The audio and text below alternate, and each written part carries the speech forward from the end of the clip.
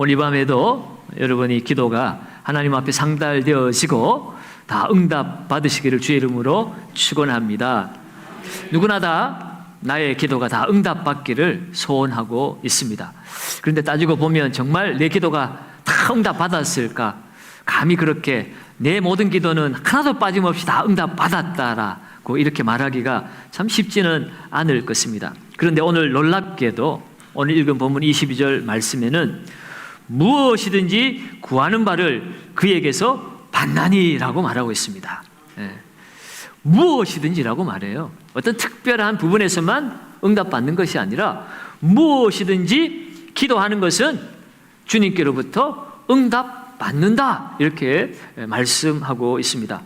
도대체 어떻게 하면 우리의 모든 기도가 다 빠짐없이 다 응답을 받을 수가 있겠습니까? 오늘 그 이유를 오늘 이 본문을 기록한 사도 요한은 이어서 이렇게 말합니다. 22절 하반절입니다. 같이 한번 읽습니다. 이는 우리가 그의 계명을 지키고 그 앞에서 기뻐하시는 것을 행함이라. 아멘, 아멘. 무엇이든지 우리의 기도가 응답되어지는 비결, 이유가 있다면 그것은 우리가 그의 계명을 지키고 그 앞에서, 하나님 앞에서 하나님이 기뻐하시는 것을 행할 때에 우리의 기도는 무엇이든지 응답받게 될 것이다라고 힘을 주어서 강조하고 있습니다. 여러분, 내가 원하는 것을 하나님 앞에 우리가 다 응답받기를 우리는 원하고 있죠. 그렇지만 우리가 기도하며 내 원하는 것을 응답받기 위해서 우리가 해야 할 일 또한 있다라는 것을 오늘 본문 우리에게 알려주고 있습니다. 내 편에서도 기도하는 우리 스스로도 하나님이 원하시는 것이 무엇인가를 우리가 알고 그 하나님이 원하시는, 하나님이 기뻐하시는 것을 우리가 행하는 일이 필요하다 하는 것이에요. 그러기 위해서 우리는 날마다 하나님의 뜻, 하나님의 말씀, 하나님의 명령을 귀담아 들어야 합니다. 우리가 인간관계 속에서도 누군가의 말을 귀담아 들을 때에 그 상대방도 내 말을 귀담아 듣습니다. 내 말이 상대방에게 들려질 때는 내가 먼저 그 사람의 말을 귀담아 듣고 있다는 것이에요. 여러분, 누군가 내가 그 사람의 말을 무시하면서 딴청 부리고 있는데 그 사람이 내가 말하는 것에 대해서 무엇이든지 듣고 그대로 행해 주기를 바란다면 그것은 양심 없는 사람이지요. 여러분, 하나님 앞에 기도하는 것도 마찬가지입니다. 정말 내 기도는 다른 사람 기도는 몰라도 내 기도는 하나님이 꼭 들으셔야 돼. 다른 사람 기도는 나중에 응답되더라도 내 기도는 오늘 반드시 응답해 주셔야 돼 라고 우리가 그렇게 바란다면 우리가 먼저 다른 사람은 몰라도 나는 하나님의 말씀을 꼭 들을 거야. 다른 사람은 대충대충 그냥 재미삼아 왔다 가지만 나는 정말 하나님 만나지 않으면 아니야. 정말 하나님 만나고 갈 거야. 그런 마음으로 먼저 하나님 앞에 우리가 나와야 한다는 것이에요. 우리가 하나님의 말씀을 건성건성 듣는다면 하나님도 우리의 기도를 건성건성 들을 수밖에 없습니다. 여러분, 여기에서 우리는 우리의 기도가 왜 무엇이든지 응답받지 못하는가? 왜 우리의 기도는 잘 응답되어지지 않는가? 그 이유를 발견하게 됩니다. 그것은 우리가 하나님의 말씀에 귀 기울이지 않기 때문이에요. 하나님의 말씀을 듣고 따르지 않기 때문에 우리의 기도도 응답이 되어지지 않는다는 것을 오늘 말씀을 통해서 우리가 발견할 수가 있습니다. 여러분, 하나님의 말씀은 우리의 인생의 인도자입니다. 요즘 말로 하면 내비게이션이에요.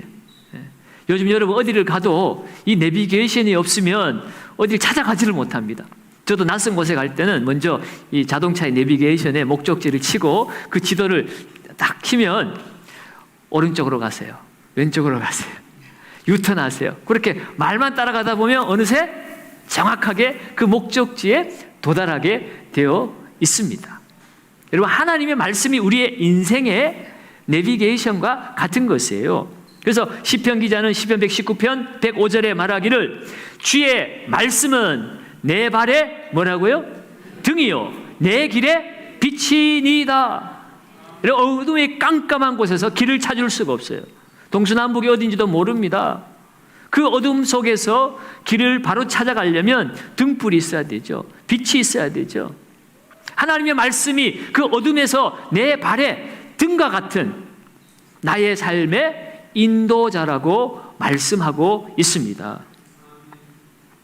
뿐만 아니라 하나님의 말씀은 우리의 인생이 바른 길로 인도하고 온전한 삶을 살도록 우리를 가르친다는 것입니다. 디모데후서 3장 16절에 모든 성경은 하나님의 감동으로 된 것으로 교훈과 책망과 바르게 함과 의로 교육하기에 유익하다 그랬어요. 뿐만 아니라 17절에는 이는 하나님의 사람으로 온전하게 하고 모든 선한 일을 행하기에 온전하게 하려 함이니라. 우리가 인생으로서 온전한 삶을 살기 위해서도 하나님의 말씀은 반드시 필요하다는 것이에요. 그러면 여러분, 우리가 하나님의 말씀을 귀담아 듣지 않고 말씀을 따르려고도 하지 않는데 우리의 기도가 하는 것들마다 다 응답이 되어진다면 그것이 좋은 일일까요? 안 좋은 일일까요? 안 좋은 일입니다. 안 좋은 일이에요. 잠언 16장 22절에도 보면 어떤 길은 사람이 보기에 바르나 필경은 사망의 길이니라. 사람이 보기에 바른 길처럼 보여도 그 길이 사망의 길일 수가 있다는 거예요. 우리는 한 치 앞도 잘 모르는 사람들입니다.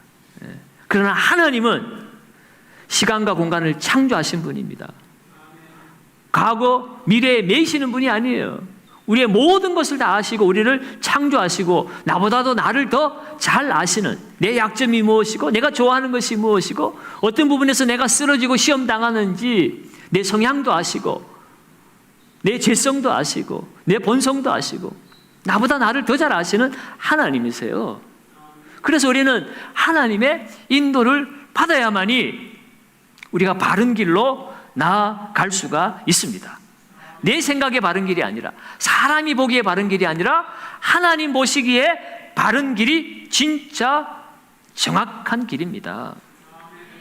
그러면 여러분, 오늘 우리가 하나님의 말씀을 따를 때에 하나님의 기도가, 우리의 기도가 하나님께 응답받는 것입니다. 말씀을 따라가지 않는데도 응답받기 시작하면 우리는 더 이상 말씀 보지 않겠죠. 더 이상 하나님의 뜻을 찾지 않겠죠. 내 생각대로 해도, 내 생각 가지고 기도해도 내 원하는 것을 다 이룰 수 있다면 여러분, 우리가 사망의 길로 갈 수가 있다는 것입니다. 그래서 하나님 말씀을 찾지 않고 구하지 않고 그 말씀의 뜻을 따르지 않는 사람에게는 기도의 응답이 되어지지 않는 것입니다. 여러분, 그러므로 오늘 우리가 누구나 다 응답받기를 원합니다. 누구나 다 능력 있는 기도를 하기를 원합니다. 우리가 그렇게 응답받고 능력 있는 기도를 하기를 원한다면 우리는 늘 하나님의 말씀을 가까이 해야 합니다. 그 말씀을 묵상하면서 그 하나님의 뜻이, 오늘 나를 향한 하나님의 뜻이 무엇인지 발견하고 그것을 발견했다면 기쁨으로 우리는 행하며 살아야 되는 것입니다. 순종하며 살아야 하는 것이에요. 특별히 오늘 말씀은요, 단순히 하나님의 명령을 지키는 것 그 이상의 것을 우리에게 말씀하고 있습니다. 특별히 하나님 앞에서 하나님의 기뻐하시는 것을 행하는 자, 그에게 무엇이든지 그 기도는 응답받는다고 말씀하고 있습니다. 하나님 앞에서 하나님이 기뻐하시는 것을 행하는 자라고 말하고 있죠. 여러분, 가정에서도 부모님이, 우리 중등부 친구들이 있지만 자녀들에게 이런 것은 해라, 이런 것은 하지 마라 하는 그런 규율 같은 것 있을 겁니다. 10시 전에는 반드시 집에 들어와라, 또는 12시 넘어서 게임하지 마라, 뭐 하지 마라, 해라, 이런 것들이 있을 거예요. 그러나 여러분, 정말 진정한 부모와 자녀의 관계라면 자녀는 부모가 하라 하지 말라 한 것만 순종하지 않습니다. 부모가 굳이 시키지 않았어도 정말 부모를 사랑하는 자들은 부모님이 기뻐하시는 것이 무엇인가를 스스로 생각합니다. 그리고 부모님을 기쁘시게 해드리기 위하여 노력하지요. 때로는 어머님이 힘들게 설거지하면 쫓아가서 설거지하라고 명령 안 했지만, 설거지하는 것이 그 집안의 법은 아니지만 그 자녀는 어머니를 기쁘게 해드리기 위해서 싱크대에 가서 같이 설거지도 하게 되어집니다. 그것이 자녀가 부모를 사랑하는 마음이죠. 늦게까지 퇴근하고 돌아온 피곤한 아빠에게 찾아가서 오늘 피곤하셨죠 하고 어깨를 주물러 드리는 것, 그거 규율은 아닙니다. 법은 아닙니다. 반드시 그렇게 해야만 네가 먹고 살 수 있다라고 그렇게 말한 것은 아닙니다. 그럼에도 불구하고 아버지가 기뻐하시는 것이 무엇일까를 생각하면 그렇게 하게 되어진다는 거예요. 일찍 일어나기도 하고 열심히 공부하기도 하고 또 양말을 빨래통에다가 가져다가 집어넣기도 하고, 비록 귀찮지만 엄마 아빠를 기쁘게 해드리기 위해서 자발적으로 그런 일들을 하게 됩니다. 여러분, 하나님 앞에서 하나님의 자녀된 우리의 모습도 그와 같아야 한다는 것이에요. 하나님 앞에서 하나님이 기뻐하시는 것이 무엇인가를 생각하는 거죠. 하라 하지 말라 명령한 그것만 지키는 것이 아니라, 그것이 없어도 하나님의 뜻이 어디에 있는가, 모든 일에 있어서 우리는 하나님의 뜻을 생각하고 그 뜻을 이루어 드리는 일을 우리가 기쁘게 감당할 때에 우리 하나님이 또한 기쁘게 우리의 모든 것에 응답해 주시는 것입니다. 요즘 많은 사람들이 하나님 기쁘시게 하는 것을 생각하지 않고 살아갑니다. 성경이 어디 기록되어 있나? 담배 피지 말라고 성경이 어디 기록되어 있는데요? 술 먹지 말라고 성경 몇 장 몇 절에 기록되어 있는데 그렇게 말하는 사람들이 혹간 있습니다. 여러분, 십계명에 담배 피면 죽는다 이런 거 없어도요, 술 취하면, 술 먹으면 죽는다 이런 거 없어도 여러분, 하나님의 마음이 무엇일까? 하나님 우리를 하나님의 거룩한 성전으로 삼으셔서 우리의 폐를 시커멓게 썩어지게 만들고 그 담배 연기를 가지고 옆에 이웃에게 불편을 끼치게 하고 곤란하게 만들고, 술이 취해서 고래고래 소리를 지르며 고성방가하고 노상방뇨하고 사람들하고 싸우고, 여러분, 술 먹지 말라고 성경에 몇 장 몇 절에 기록되어지지는 않았지만 술을 먹고 담배를 피우고 우리 인체에 유해한 일들을 하고 사람들에게 피해를 끼치는 그것은 결코 하나님의 뜻이 아니라라는 것을 우리는 누구나 알 수 있습니다. 하나님께서 우리 양심의 것을 증거하고 있죠. 그렇다면 성경에 기록되어 있지 않았다 할지라도 오늘 우리는 그 하나님의 기뻐하시는 일을 우리가 자발적으로 순종하며 살아야 합니다. 그것이 진정한 자녀로서 하나님 앞에서 하나님을 기쁘시게 하는 자녀의 삶이라는 것입니다. 특별히 여러분, 하나님 앞에서 하나님을 기쁘시게 하는 일들이 무엇일까? 여러분, 그거 어떻게 찾아볼 수 있을까요? 여러 가지들이 있을 겁니다. 그런데 여러분, 어떤 것을 하나님이 기뻐하고 어떤 것을 하나님이 싫어할까? 여러분, 굳이 그것을 손꼽아 찾을 필요는 없습니다. 하나님이 기뻐하시는 일이 뭘까? 그것을 한 단어로 우리가 설명을 한다면 그것은 사랑입니다. 사랑으로 행하는 모든 것이 다 하나님을 기쁘시게 하는 일이라는 것이에요. 하나님은 이스라엘 백성들에게 법을 주셨습니다. 십계명을 중심으로 한 율법을 주셨어요. 그것은 반드시 지켜야만이 그들이 하나님이 구원받은 백성으로 살아갈 수가 있었습니다. 그런데 그 율법의 중심이 뭔가? 그 율법을 한마디로 우리 주님께서 요약해 주셨어요. 율법사들이 주님 앞에 찾아와가지고 이 율법 중에서 가장 중요한 것이 뭡니까? 라고 그렇게 질문을 했을 때 우리 주님이 이렇게 말씀하셨어요. 마태복음 22장 37절에서 39절까지 한번 읽어봅니다. 예수께서 이르시되 내 마음을 다하고 목숨을 다하고 뜻을 다하여 주 너의 하나님을 사랑하라 하셨으니 이것이 크고 첫째 되는 계명이요 둘째도 그와 같으니 내 이웃을 내 자신같이 사랑하라 하셨으니 이 두 계명이 온 율법과 선지자의 강령이니라. 아멘, 아멘. 율법을 통해서, 선지자를 통해서 하나님께서 백성들에게 말씀하신 그 모든 명령들을 하나로 요약을 하자면 하나님을 사랑하는 것, 그리고 둘째는 이웃을 사랑하는 것. 둘째도 그와 같으니 그랬는데 첫 번째와 둘째와 다르지 않다는 거예요. 그와 같다는 것은 하나님을 사랑하는 것이 최고고 그 다음으로 약간 조금 떨어져서 사랑해도 되는 것이 사람 사랑이다. 그것이 아닙니다. 우리 주님은 하나님을 사랑하는 그 사랑과 똑같이 사람을 사랑하라.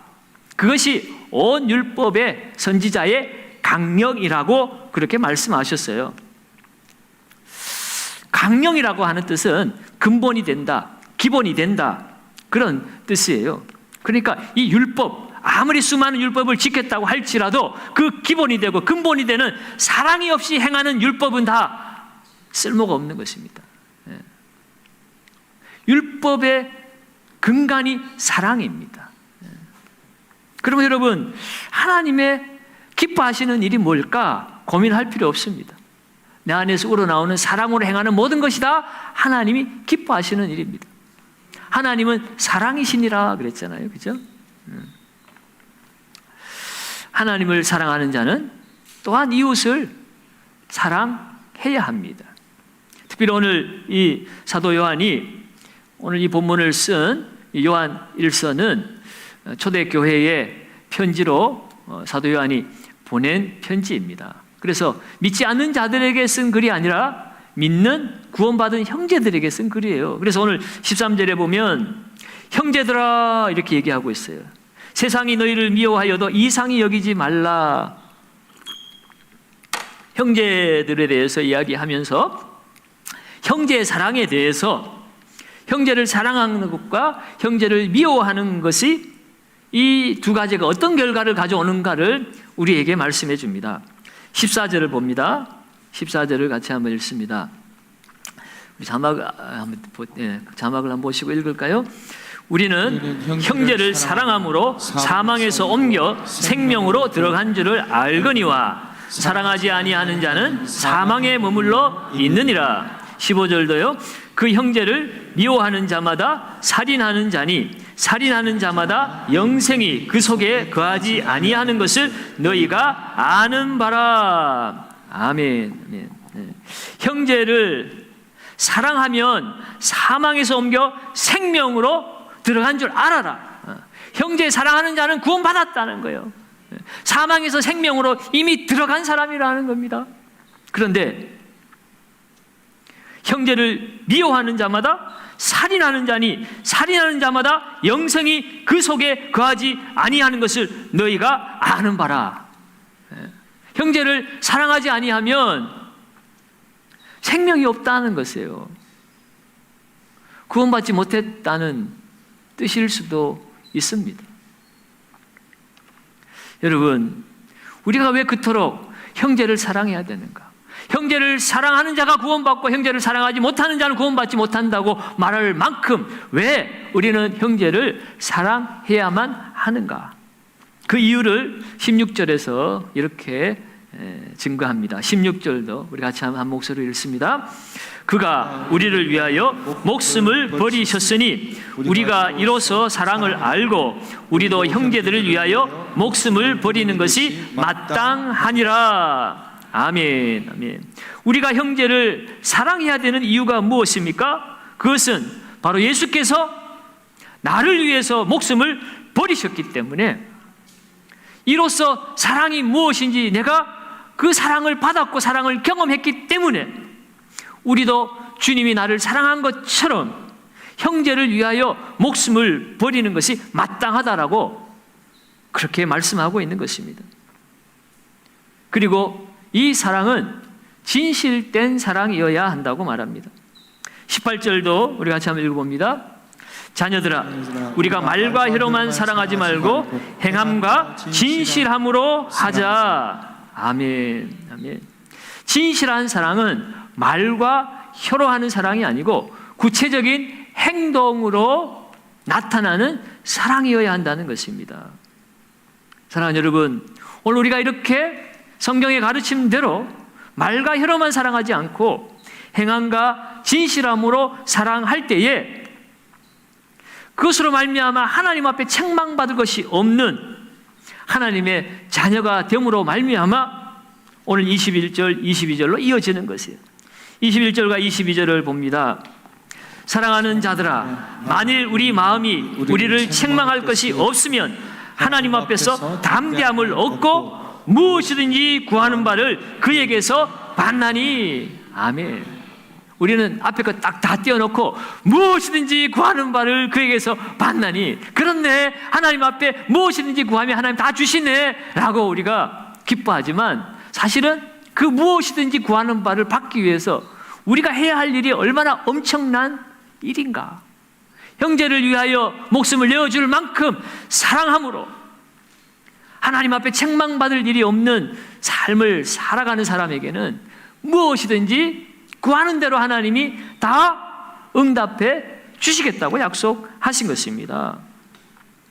여러분, 하나님을 감동시킬 수만 있다면 무엇이든지 구하는 바를 하나님으로부터 받게 된다고 말씀하고 있어요.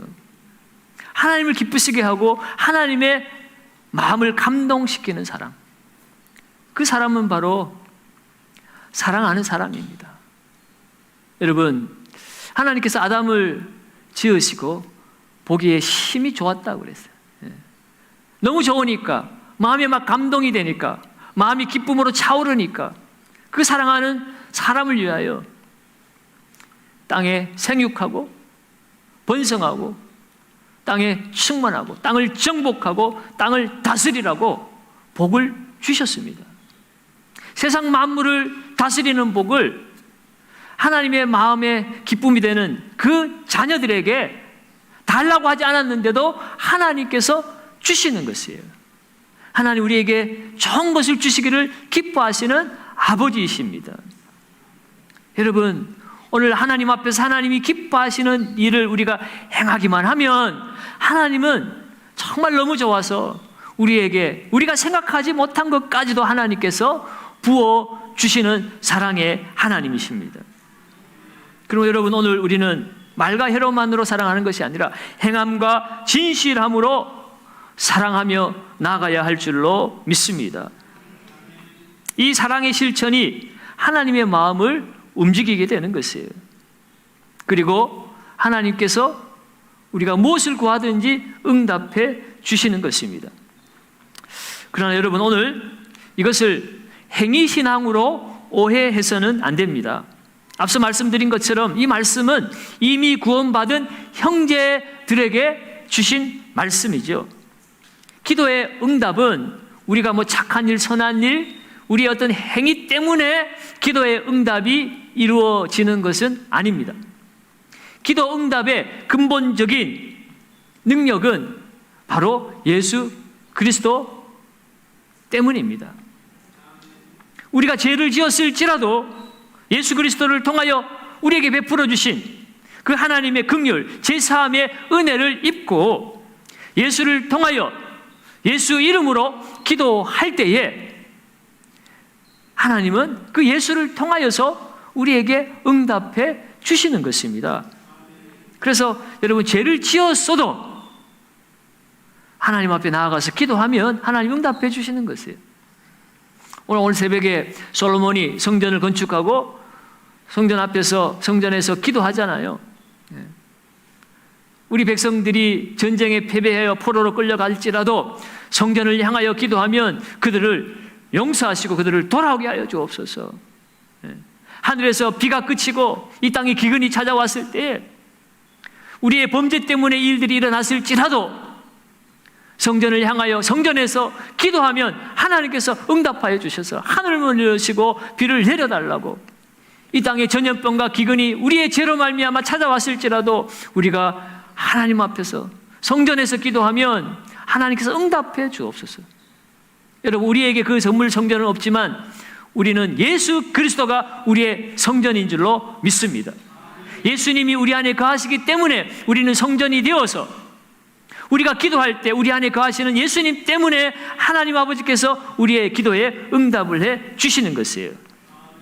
여러분, 그것이 기도의 근본 원리입니다. 우리가 어떤 행위 때문에 안 되는 기도가 되어지고 그런 것은 아니에요. 특별히 그럼에도 불구하고 오늘 이 기도가 예수님 때문에 응답되어지지만, 그러나 정말 하나님이 우리에게 예비하신 풍성한 은혜를 더욱 많이 응답받고 경험하기 위해서는 우리의 삶의 태도가 바뀌어져야 한다는 거죠. 그저 명령만 따르고 지키는 것이 아니라 모든 일에 있어서 주님의 사랑으로 하나님 뜻을 묻고 그 사랑으로 행하는 삶을 살 때에 주님께서 우리를 기뻐하시고 우리의 기도에 응답하시는 것입니다. 왜 그래요? 기도는 관계이기 때문에 그렇습니다. 기도는 거래가 아니에요. 내가 뭔가를 이렇게 했기 때문에 응답해 주세요가 아닙니다. 하나님을 사랑하기 때문에, 하나님께서 나를 사랑하기 때문에, 그 사랑을 받았기 때문에 그 사랑에 겨워서 우리가 하나님 앞에 사랑으로 행하는 것이에요. 우리는 구원받은 하나님의 사랑받은 자녀이기 때문에 형제의 사랑에 힘을 써야 합니다. 그래서 오늘 사도 요한은 예수 그리스도를 믿는 것과 형제를 사랑하는 것을 분리하지 않습니다. 오늘 23절입니다. 23절을 같이 한번 읽어볼까요? 그의 계명은 이것이니 곧 그 아들 예수 그리스도의 이름을 믿고 그가 우리에게 주신 계명대로 서로 사랑할 것이니라. 아멘. 그의 계명이 이것입니다. 곧 그의 아들 예수 그리스도를 이름을 믿고 그가 우리에게 주신 계명대로 서로 사랑할 것이니라. 예수를 믿는 것과 서로 사랑하는 것, 그것이 다른 것이 아니다라는 것입니다. 여러분, 예수님을 진정 믿고 따르면 우리는 형제 자매를 사랑해야 합니다. 어쩌면 우리는 예수 믿는 것과 이웃을 사랑하는 것을 분리시켜 놓고 있는지는 모르겠어요. 하나님이 열심히 잘 믿고 있는 것 같은데 이웃과의 관계가 무너지고 서로 사랑하기보다는 서로 미워하고 갈등하며 살아가고 있지는 않습니까? 때로 반대로 열심히 세상에서는 착한 일 많이 하고 선한 일 많이 하고 좋은 사람 소리 듣는데 하나님은 제대로 섬기지 못하는, 하나님과의 관계가 문제가 생기고 하나님 예배하지 못하고 하나님과의 뭔가 서운한 거리가 있는 그런 삶을 살고 있지는 않은지요. 여러분, 오늘 우리가 예수를 나의 구주, 나의 하나님으로 믿었다면 우리는 형제 자매를 진실하게 사랑해야 합니다. 교회적으로 뿐만 아니라 개인적으로도 오늘 우리의 사랑이 필요한 자들에게 우리는 찾아가야 하고 그들에게 우리의 사랑을 나누어 주어야 합니다. 그것이 우리의 물질이든 시간이든 우리의 마음이든 우리의 말이든 그 어떤 것이든 우리는 주님의 사랑으로 이웃을 찾아야 합니다. 그리할 때 여러분, 하늘 문이 열리고 기도의 문이 열립니다. 마태복음 16장 19절에 이런 말씀이 있죠. 같이 한번 읽어봅니다. 내가 천국 열쇠를 내게 주리니 내가 땅에서 무엇이든지 매면 하늘에서도 매일 것이요 내가 땅에서 무엇이든지 풀면 하늘에서도 풀리리라 하시고. 아멘. 예수 믿는 성도들에게 천국 열쇠를 주었다고 합니다. 이 천국 열쇠가 무엇입니까? 바로 기도를 말하는 것이에요. 이 땅에서 무엇이든지 매면 하늘에서도 매인다는 겁니다. 반대로 이 땅에서 무엇이든지 풀면 하늘에서도 풀려지게 될 것이라고 말씀하고 있어요. 우리가 예수 이름으로 이곳에서 기도하는 것들마다 하늘에서 그대로 응답해 주신다는 겁니다. 그런데 여러분, 오늘 우리가 이 땅 가운데 묶여 있는 것들이 많아요. 인간관계 속에서 분노에 묶이고 미움의 감정에 묶여 있습니다. 여러분, 그러면 하늘도 묶이는 것이에요. 악한 감정에 매여 있는 한 우리의 기도가 막혀버린다는 것입니다. 기도의 응답을 우리가 기대하기가 어렵습니다. 뿐만 아니라 하나님과의 관계도 왠지 자꾸 멀어지는 것 같아요. 여러분, 그러므로 우리는 하나님이 기뻐하시는 뜻을 따라 사랑하고 용서하고 풀어야 하는 것입니다. 땅에서 묶이면 하늘도 묶이는 것입니다. 땅에서 풀리면 하늘도 풀리는 거예요, 여러분. 여러분, 오늘날 수많은 사람들이 물질적으로, 정신적으로 고통을 당하고 있습니다. 최근에 묻지마 범죄가 최근에 더 많이 일어나고 있습니다. 전철역 앞에서, 광장에서, 시장에서 괜히 칼 들고 나와서 아무나 갖다가 긋고 찌르고 죽이고 그런 일들이 계속 벌어지고 있죠. 이제는 함부로 등산도 못 갑니다. 화장실도, 낯선 곳에는 화장실도 마음대로 못 들어가요. 언제 어떤 사람이 나를 해할지도 모르는 그런 불안한 시대가 되었습니다.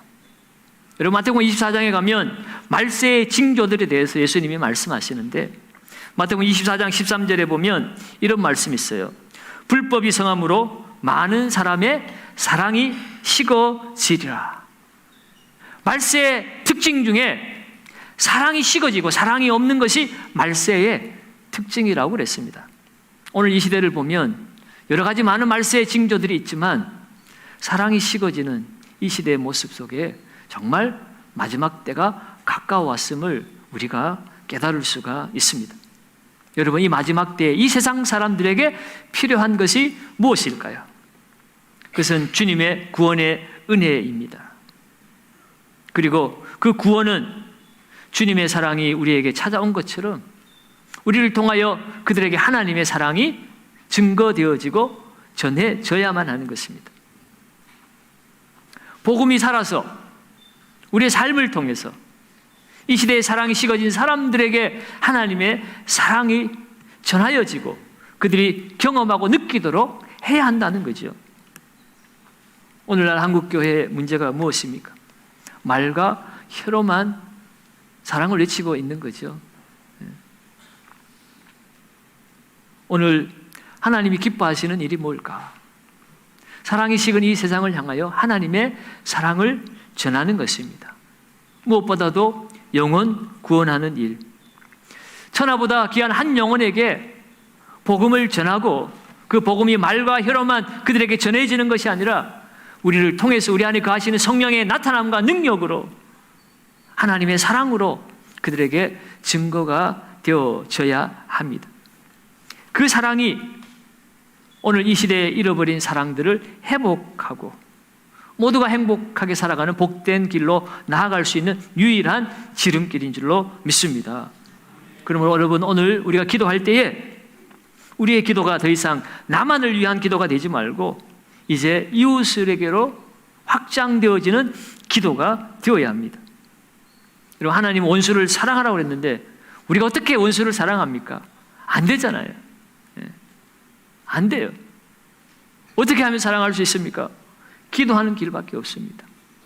기도해서 하나님 뜻이 깨달아지고 그 하나님의 감동으로 하나님이 주시는 그 마음으로 그 원수가 사랑스러워 보여지도록 그렇게 하나님이 역사해야만 되는 거예요.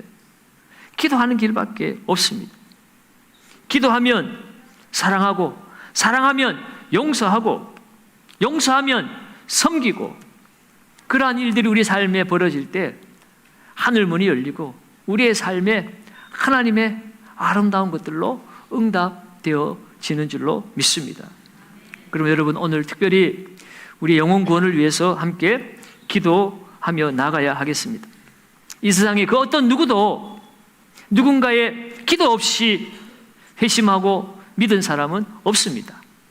나는 태어날 때부터 믿었다고요.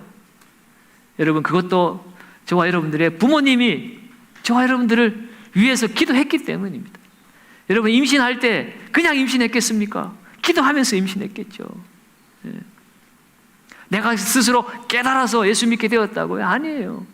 이 나라의 구원을 위해서 수많은 믿음의 선배들이 이 땅의 구원을 위해서, 민족의 구원을 위해서 기도했기 때문에 그런 것입니다. 그 기도가 쌓이고 쌓여서 오늘 우리가 구원받았다면, 여러분, 오늘 우리는 나를 통하여 구원받아야 될 누군가를 위해서 우리는 기도해야 합니다.